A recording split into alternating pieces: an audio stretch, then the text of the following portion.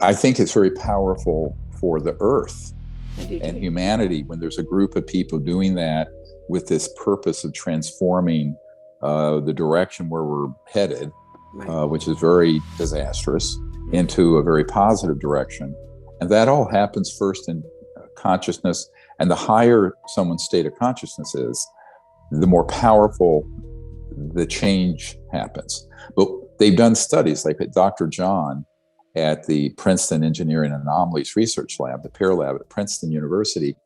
He was an engineering professor, and they found that with like random number generators, these quantum random generators, that if you had one person putting their awareness on it and intending in consciousness for the random number generator to shoot out more ones and zeros, it would. But if there were two people that were united or loved each other, it was an exponential effect. So imagine when you have coherence with hundreds of people there and thousands of people online doing it all together. And this is what these advanced civilizations are looking for. They're looking for the Earth and humans to transition to an awake, enlightened, peaceful civilization that will approach space, outer space, by first having mastered inner space, higher consciousness. So everybody wants to go out in space before we've done the work in here, in our hearts and minds and souls.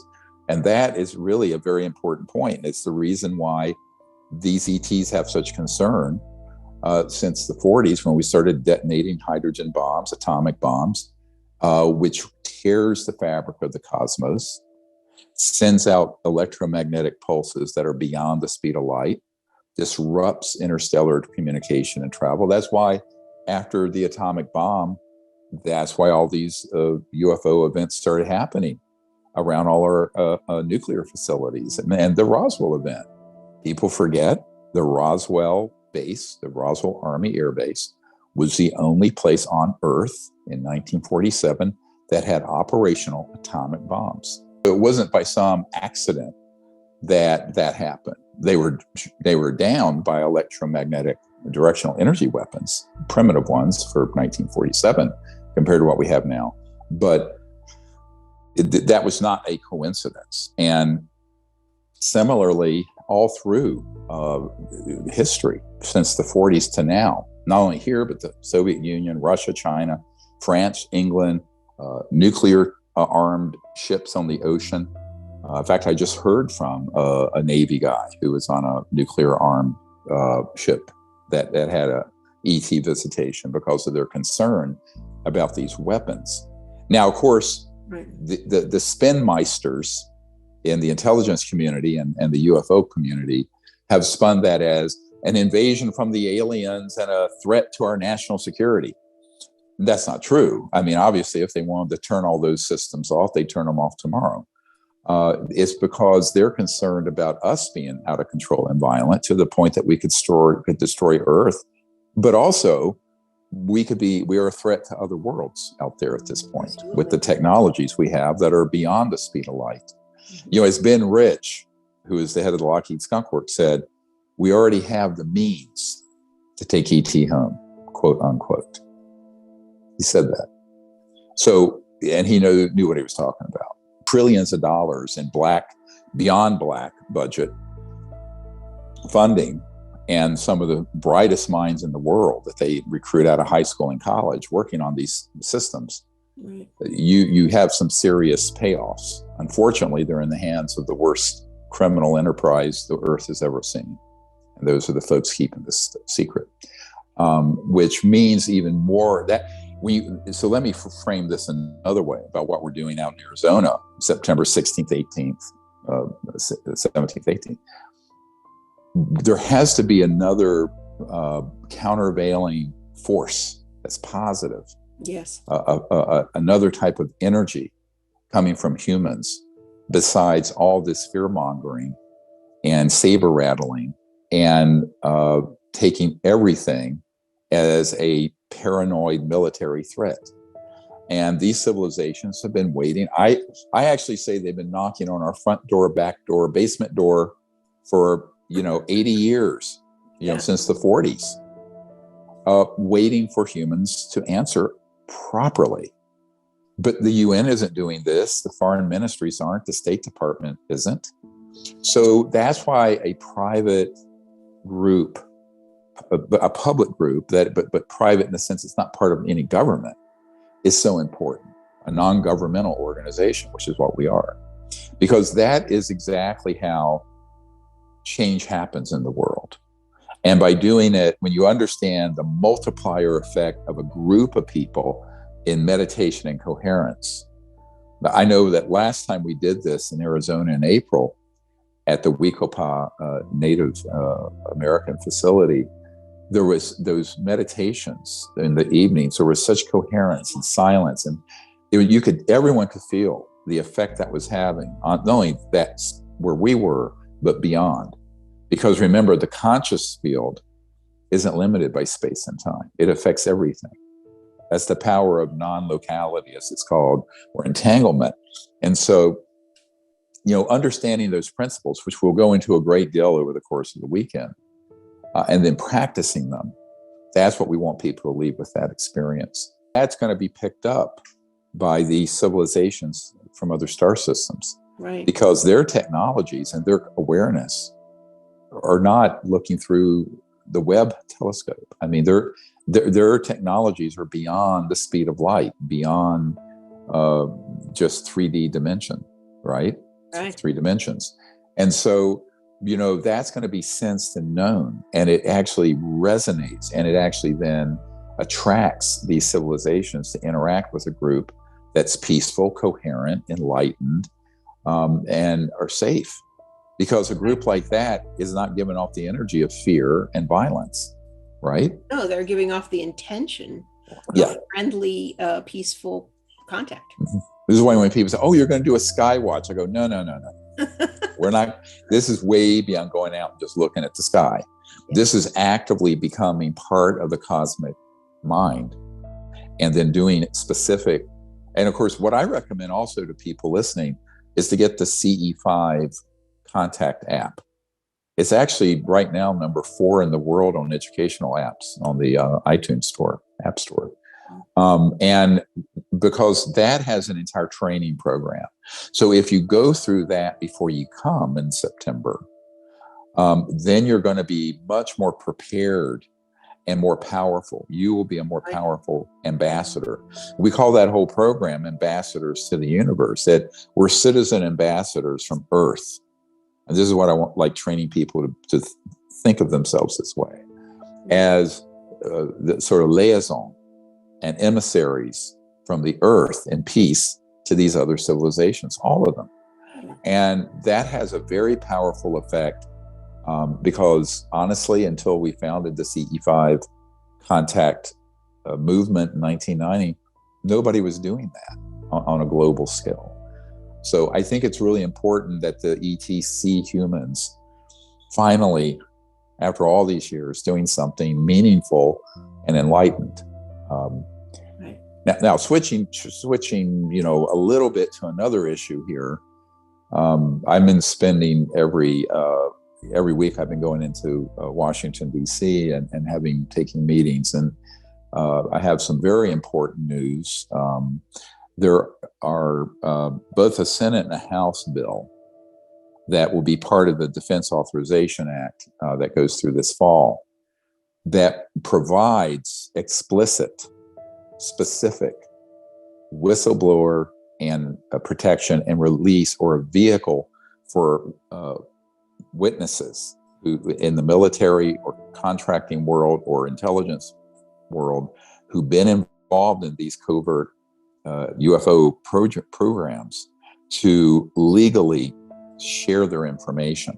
Mm-hmm. Now, we sent out something about that, and as a result, a very senior Air Force officer, now retired, contacted me, who has very in-depth knowledge and involvement with this. And he said he's been watching what we've been doing with the Disclosure Project for 20 years and has kept his powder dry until we were able to get this moved through. And that's going to go through in another month or two, a couple months. So this is extremely good news, but it's important that all of us share this YouTube a link, because you never know who's out there who's been following this, waiting for this moment. Right. No, remember, the presidents and the CIA directors and these sort of people I briefed in the past didn't want to go this far. The folks who are running the investigation inside the government now do, and they are going this far. So this is a game changer. In 32 years of doing this, and as the founder of the Global Disclosure Project movement, I've never seen anything like this in terms of its potential. This is really historic. Really there's a door is opened, and we better move through that door because it could slam shut again. So I encourage people to share this information with everyone they know. You never know who is in your network of friends, family, work associates who are in fact people who have had some involvement with this issue, who have been sitting on the fence or waiting for a safe vehicle, a safe way to move their knowledge forward and to end the criminal programs keeping this secret. And by the way, 99% of everyone involved in those projects don't know that they're being run illegally. They don't? No, they have no idea. Only the very top echelon. So let me explain something to folks. Most people are sort of cogs in a very big machine in these beyond black, unacknowledged special access projects, because most of them don't know what I learned in 1993 when I briefed the director of the CIA. And that is that beginning in 1956 or so, the constitutional government of the United States was decapitated.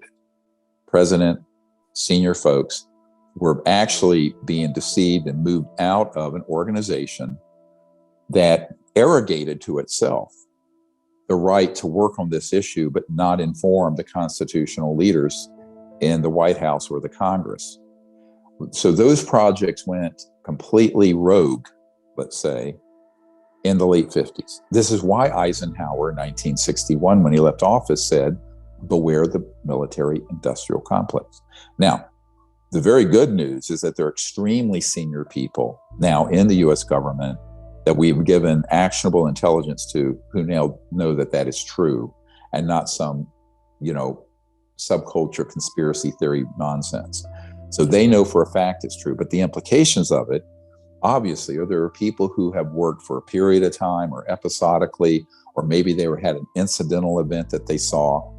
They don't know that these projects, they were told, keep this secret, sign this 70-year non-disclosure agreement, and they thought they were signing on to a legally sanctioned, even if it was a black project, a legally sanctioned black project, right?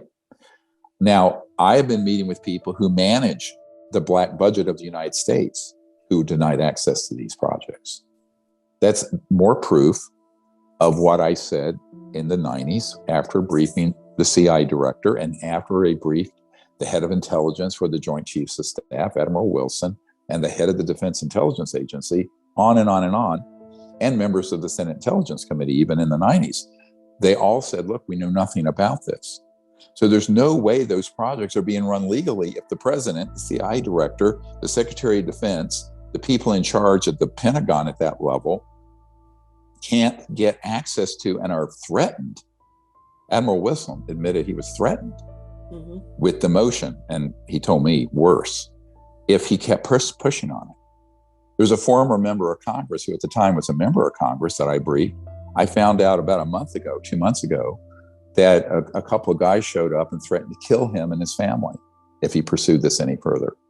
Now, that's another reason why we're putting this in place, to also to get a protection for these whistleblowers. So we're not only providing people who have their non-disclosure agreements and security oaths, whistleblower protection, as well as a mechanism around those. In often cases, they literally sign 70-year secrecy agreements. But we're also providing a mechanism for them to be protected physically and eventually financially as well, if that's in play. So I think this is why, whether you're on the corporate side of it with a contractor or military or intelligence or other government agency, you need to contact us at SiriusDisclosure.com, SIRIUS disclosure.com. And there is actually a box on the contact bar for witnesses, military corporate witnesses. It's very important because this is a very, very big development. And the support is now there, and there's a mechanism there. And it has to happen, I think, pretty efficiently in the next year or so, because I don't know that the window is going to be open for much longer than that. So I think, time is of the essence. Yeah, I think so.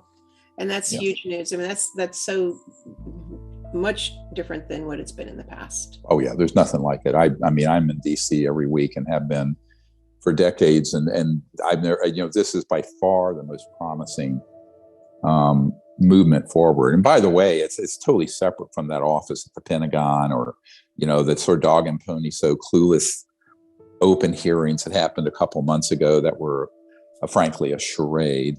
Right. Because the guys who were there testifying didn't even know what the Maelstrom Nuclear Strategic Air Command nuclear case was, which is, of course, multiple disclosure project witnesses and official U.S. government documents that we published in 2001. Okay, 21 years ago. So you're dealing with people where it's really just sort of a storefront. But there's another thing going on. What I'm trying to tell people, without saying what I cannot go into details on, is that there's something else going on that's very profound and very effective. And I'm sure they wonder how you know all this stuff.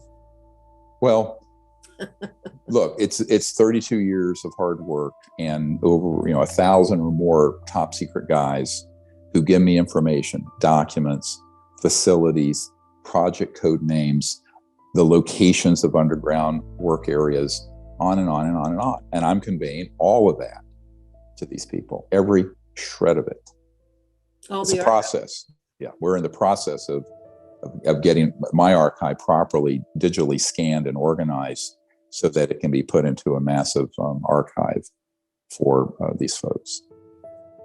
Someday, maybe we'll make it available to the public if we had enough. Well, again, we're doing this with all volunteers, so. Right. But it's, I've told them I don't want any official U.S. government support or funding. I want to stay fiercely independent, which I've always been. Yeah, it's so not Washington because everyone has their hand out. But I said, those things come with very big strings and ropes that tie you up. No, thank you. I'm fierce, as you know, Pat, I'm fiercely independent. I will not be corrupted.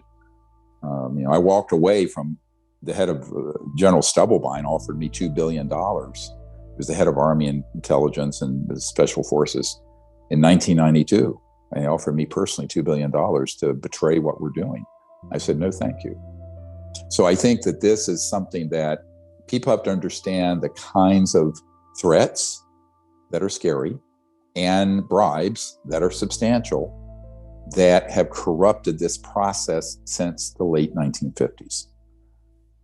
Lethal force has been used and a lot of money. Remember, I met with a member of this committee that runs these covert programs in 1993, prior to briefing the director of the CIA, where he said, we have paid at least 10,000 people $10 million each or more to secure their cooperation with what we're doing. And then he offered me another kind of bribe.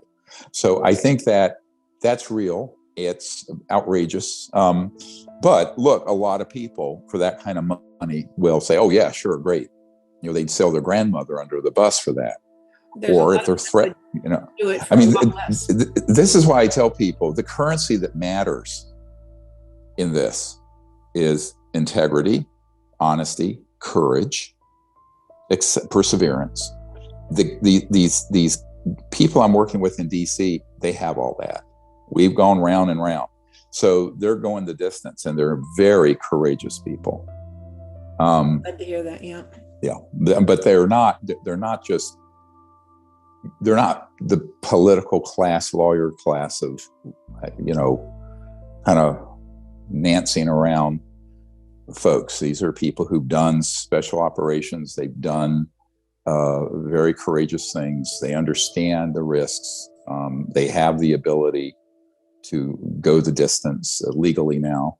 And so far, they're going the distance. So while that door is open, I'm making an appeal to everyone who's listening, who's concerned about this kind of illegal secrecy. Remember, this group is a transnational group that's global, that responds to no legal government anywhere in the world, that have technologies thousands of years more advanced than anything the mainstream legal constitutional government of the United States or China or Russia or Great Britain or France have. So that's what you're dealing with. And I don't sugarcoat the challenge. It's a huge challenge. But what we have is the force of higher consciousness.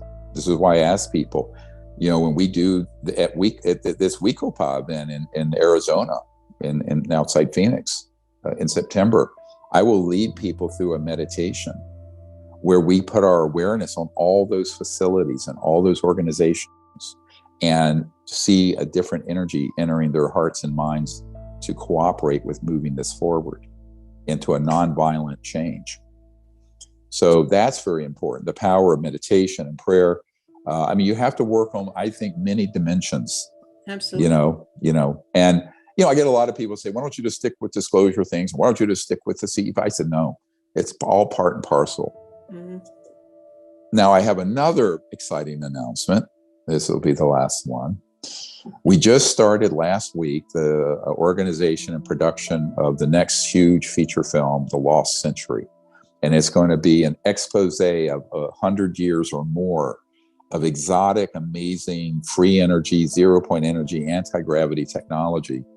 That will be a 2-hour special that we hope to have finished to have come out early next year sometime. So we're starting work on that. You'll be hearing more about it. We do need to crowdfund and do some things with it. We haven't set that up yet. But we're going to need a lot of help and support. Now, if you're listening, what we need right now, anyone who has an operating free energy device, quote unquote, I say free energy, meaning coming from the quantum vacuum or 0-point plasma generators, putting out more energy than it consumes when you start it up,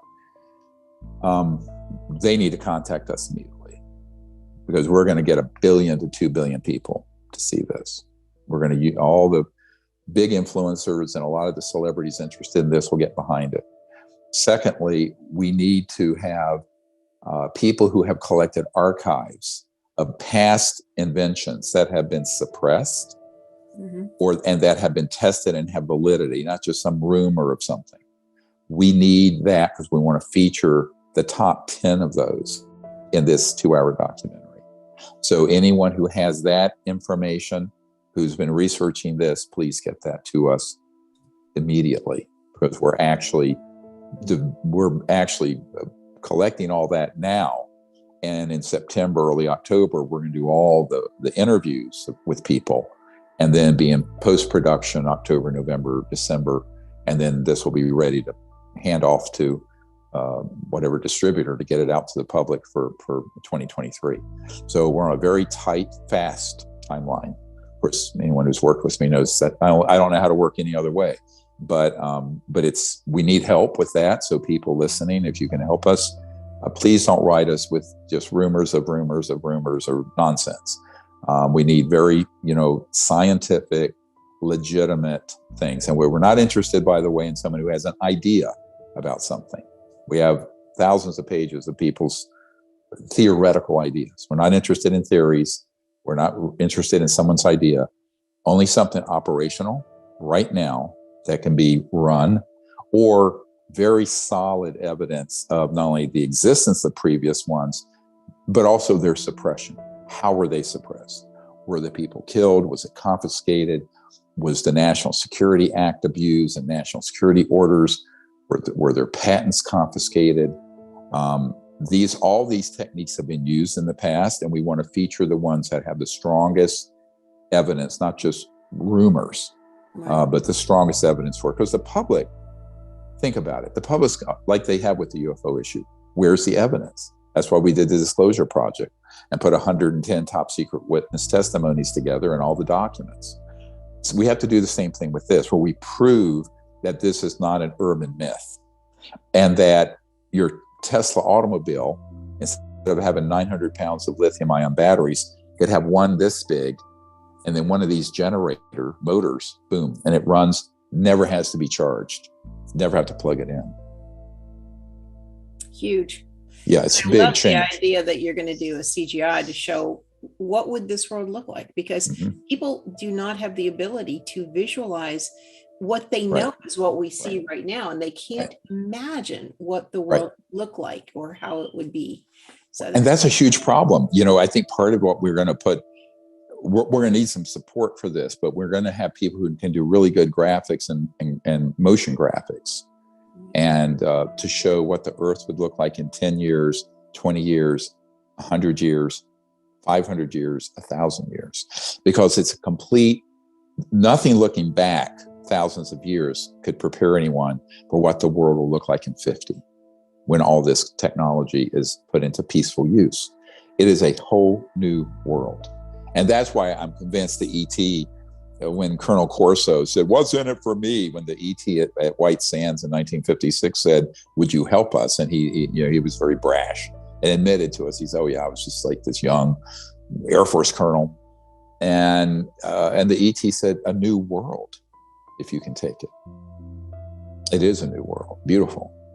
And we want to show that to people, because I think there's so much hopelessness about the environment, inflation and oil and pollution and toxicity, and the oceans are dying. And it is depressing.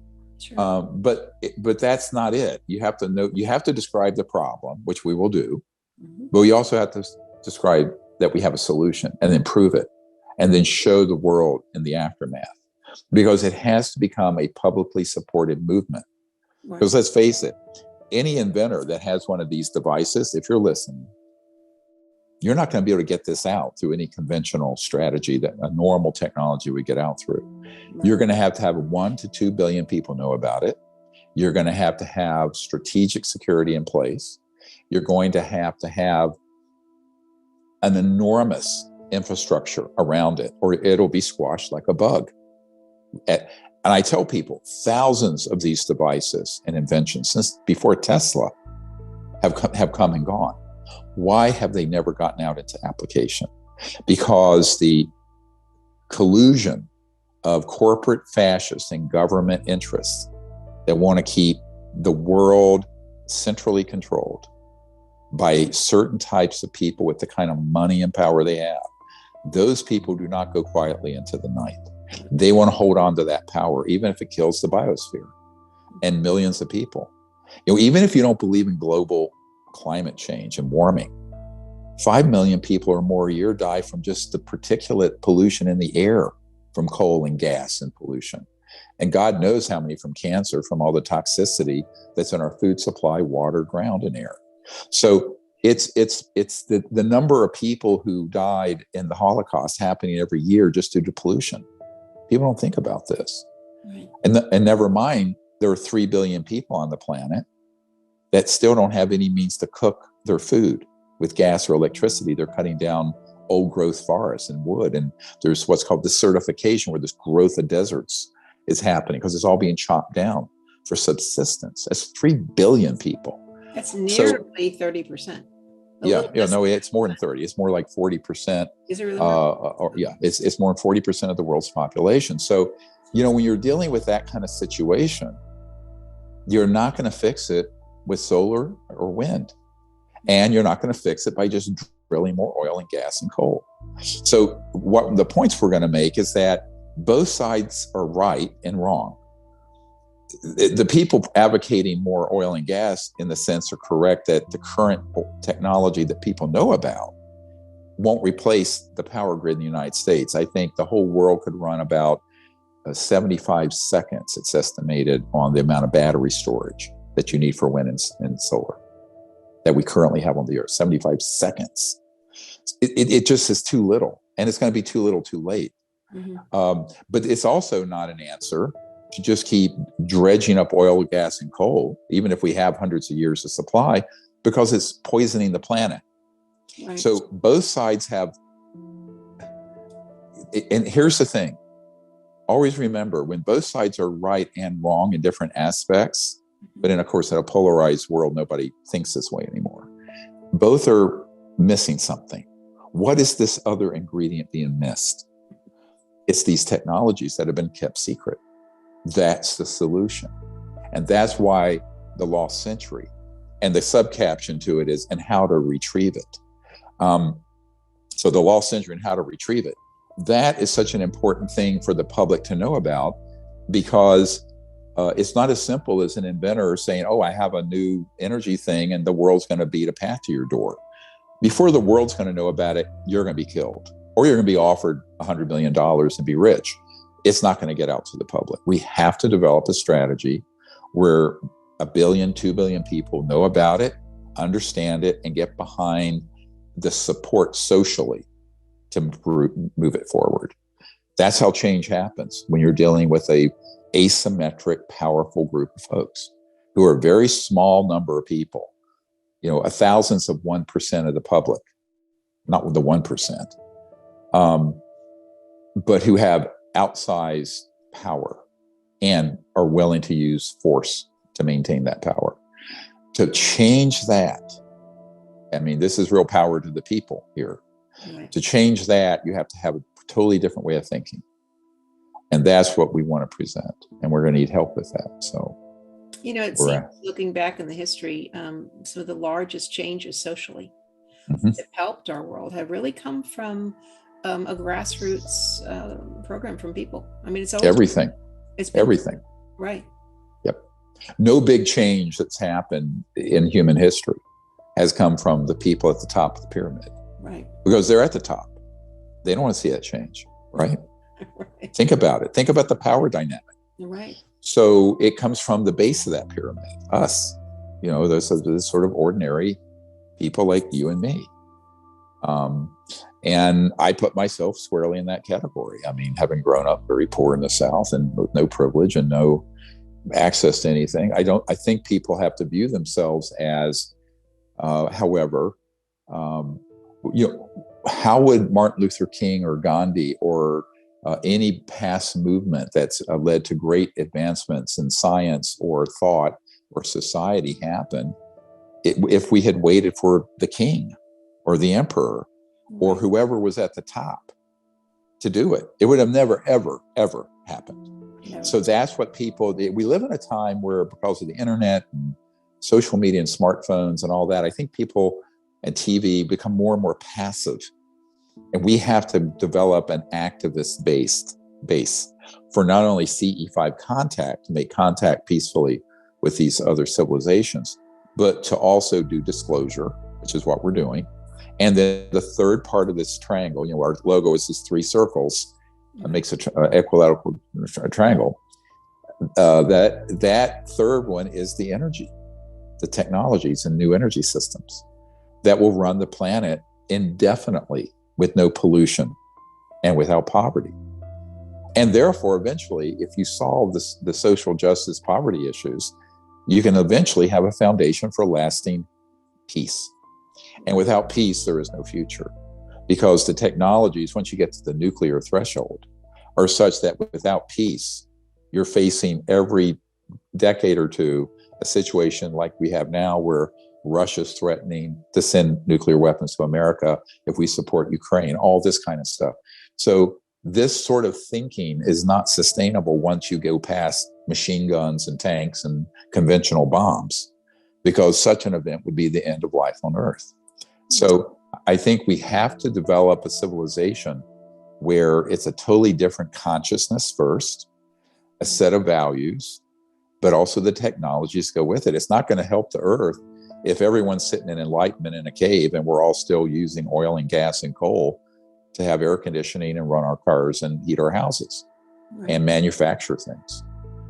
China right now is building 30 new coal-fired power plants. One of them, it'll be the biggest one in the world. So, and India is similarly. So this is happening all over, and it's getting worse and worse. And the only solution is the known solution. And even though it's covert and it's controversial, we're also going to have interviews with really top drawer physicists, PhD physicists at universities, who are going to confirm the 0 point energy field and confirm these technologies. So this is going to be a very hard-hitting piece. All right. So anyone who has leads for us on any of this, please contact us, because we're actually in production now. Yeah, when I read the description, I thought, wow, this is going to cover a lot of very, very important and really very interesting stuff. I mean, really interesting. Yeah, it is. Cool. Well, I hope all of you can join us. I'll let you go now. It's been about an hour, I think, and I got to run. But thank you, guys. Thank you, Pat. And I hope all of you can join us either in person or virtually in September in Arizona, where we'll make contact, CE5 contact in Arizona in the desert. Thank you, Dr. Greer. Thank you. Bye-bye.